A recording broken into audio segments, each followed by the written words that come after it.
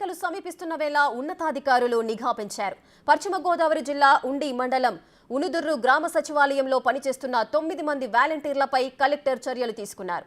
YCP నాయకులతో కలిసి ఎన్నికల ప్రచారంలో పాల్గొంటున్నట్లు రుజువు కావడంతో వారిని తొలగించినట్లు జిల్లా కలెక్టర్ సుమిత్ కుమార్ గాంధీ తెలిపారు. రాజకీయ పార్టీల సభలు, సమావేశాలు, ఎన్నికల ప్రచారాల్లో పాల్గొనకూడదని వాలంటీర్లకు ఇప్పటికే అవగాహన కల్పించామని, అయినా వారు ప్రచారంలో పాల్గొన్నట్లు రుజువు కావడంతో 9 మందిపై చర్యలు తీసుకున్నట్లు కలెక్టర్ తెలియజేశారు.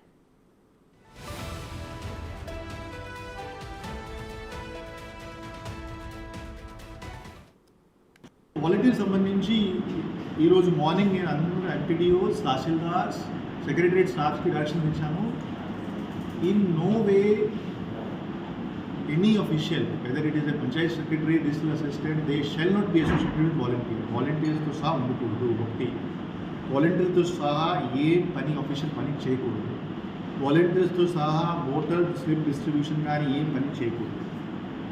అండ్ చాలా స్ట్రిక్ట్గా ఇంప్లిమెంట్ చేస్తాం. ఎవరైనా బేసిక్లీ కింద స్థాయి గ్రామ సచివాలయం ఆర్ వార్డ్ సెక్రటరియట్ ఎంప్లాయీ మళ్ళీ వాలంటీర్ సహాయం తీసుకుంటే ఒక అఫీషియల్ పని చేస్తే will be taking very strong action. So volunteer సంబంధించి రైట్, వాలంటీర్లపై వేటు పడిన అంశంపై మరింత సమాచారం మా ప్రతినిధి సాగర్ అడిగి తెలుసుకుందాం. రైట్ సాగర్, చెప్పండి. పశ్చిమ గోదావరి జిల్లా వ్యాప్తంగా మొత్తం 9 మంది వాలంటీర్లపై అయితే వేటు పడింది. కలెక్టర్ అయితే సస్పెండ్ చేస్తూ చర్యలు తీసుకున్నారు. ఇంకా వాలంటీర్లపై ఈ సస్పెన్షన్ వేటు అనేది పెరిగే అవకాశాలు ఉన్నాయా?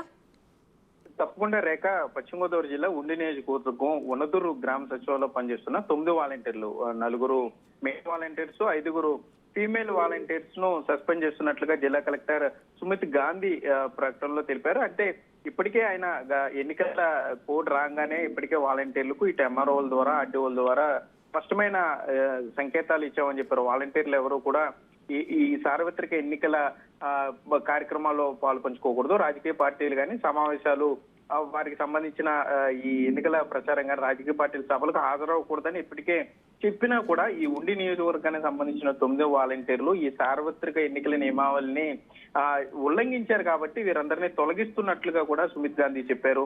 మిగిలిన వాలంటీర్లు కూడా ఇది ఒక హెచ్చరికలా కూడా భావించవచ్చు రేఖ. ఇటు ఏలూరు జిల్లా కానీ, అటు పశ్చిమ గోదావరి జిల్లాలో కూడా వాలంటీర్లు కొంతమందిని ఐడెంటిఫై చేయడం కష్టం. ఎన్నికల ప్రచారంలో వారు తమకున్న పార్టీ మీద ఉన్న ఈ అభిమానాన్ని బట్టి వారు ప్రచారంలో పాల్గొంటున్నారు. అధికార పార్టీకి చెందిన పాంప్లెట్లను ప్రతి కుటుంబానికి వెళ్లి డిస్ట్రిబ్యూట్ చేస్తూ ఓట్లను అభ్యర్థించే పరిస్థితి ఉంది. అయితే ఇటు కూటమి పార్టీకి చెందిన ఎవరైతే కార్యకర్తలు ఉన్నారో వాటన్నిటిని వీడియోలు తీయటం, ఈ సివిజిల్ యాప్ తో పాటుగా కలెక్టర్ పెట్టినటువంటి టోల్ ఫ్రీ నంబర్ కు ఫిర్యాదు చేయడంతో కలెక్టర్ సుమిత్ గాంధీ వెంటనే స్పందించారు. ఆ 9 మంది వాలంటీర్లు కూడా తొలగిస్తున్నట్లుగా ఆయన చెప్పడంతో పాటుగా ఇకపై వాలంటీర్లందరూ కూడా జాగ్రత్తగా ఉండాలి. ఈ రాజకీయ పార్టీల సభలు, సమావేశాలకు కానీ, లేకపోతే వారి ప్రచారంలో పాల్గొనకూడదని కూడా పశ్చిమ గోదావరి జిల్లా కలెక్టర్ సుమిత్ గాంధీ వాలంటీర్ ఇంచుమించుగా హెచ్చరించినట్లుగా కూడా మనం భావించవచ్చు రాక. రైట్ సాగర్, అయితే 9 మంది వాలంటీర్లపై అయితే వేటు పడింది. కాకపోతే వాలంటీర్ల దగ్గర కంప్యూటర్స్ కానీ లేదంటే మొబైల్స్ కూడా ఉన్నాయి. సో వాటిలో ఓటర్లకు సంబంధించిన పూర్తి డేటా కూడా నిక్షిప్తమై ఉంటుంది. కాబట్టి పరోక్షంగానైనా కూడా నోటిఫికేషన్కి సంబంధించి ఎలక్షన్ కోడ్ ఉల్లంఘనకు వారు పాల్పడే అవకాశం ఉంటుంది అంటూ కూడా టీడీపీ ఆరోపిస్తున్న సందర్భంలో మరి వారి దగ్గర నుంచి ఆ ట్యాబ్స్ కానీ లేదంటే మొబైల్స్ కానీ హ్యాండ్ ఓవర్ చేసుకోవాలంటూ కూడా అధికారులను కోరారు. దానికి సంబంధించి ఏదైనా చర్యలు జరుగుతున్నాయా? లేక ప్రస్తుతానికి దీని మీద మనకి ఎటువంటి సమాచారం లేదు. వాలంటీర్ల దగ్గరైతే వారికున్న క్లస్టర్ పరిధిలో ఉన్న 50 కుటుంబాలకు సంబంధించి వారి కులం, మతం, ప్రాంతం, వారి కుటుంబ సభ్యుల ఆధార్, బ్యాంక్ అకౌంట్ నెంబర్లతో సహా ప్రతి సెన్సిటివ్ డేటా కూడా ఇప్పటికే రాష్ట్ర వ్యాప్తంగా ఉన్న ప్రతి వాలంటీర్ దగ్గర వారి సంబంధించిన 50 కుటుంబాల డేటా తప్పనిసరిగా ఉంది. దీని మీద ఇప్పటికే ప్రతిపక్షం కానీ జనసేన పార్టీ అధ్యక్షుడు పవన్ కళ్యాణ్ కూడా చాలా సార్లు దీని మీద మాట్లాడడం జరిగింది. డేటా చౌర్యానికి గురయ్యే అవకాశం ఉంది, వ్యక్తిగత డేటాని కొంత చోరీకి గురయ్యే ప్రమాదం ఉంది, ఇదంతా కూడా హైదరాబాద్ నెట్వర్క్ వేదికగా జరుగుతుందని కూడా వారు ప్రకటించారు. దీని మీద ఈ మొత్తం ఈ విషయాలన్నింటినీ కూడా ఎన్నికల కమిషన్ దృష్టికి కూడా తీసుకెళ్లారు. కాకపోతే ఇక్కడ గ్రౌండ్ లెవెల్లో ఉన్న సాధ్యాసాధ్యాలను బట్టి ప్రస్తుతానికి ఈసీ ఇచ్చిన నిబంధనల మేరకు వాలంటీర్లు ఎవరు కూడా ఈ ఎన్నికల ప్రచారంలో పాల్గొనకూడదు. కాబట్టి రాజకీయ పార్టీల సభలు, సమావేశాలకు వెళ్ళకూడదు, ఆ ప్రచారంలో ఇన్వాల్వ్ అవ్వకూడదు. కాబట్టి ఇప్పుడు ఉన్న పరిస్థితి దృష్ట్యా ఇప్పటికే వాలంటీర్లకు అవగాహన శిబిరాలు నిర్వహించారు.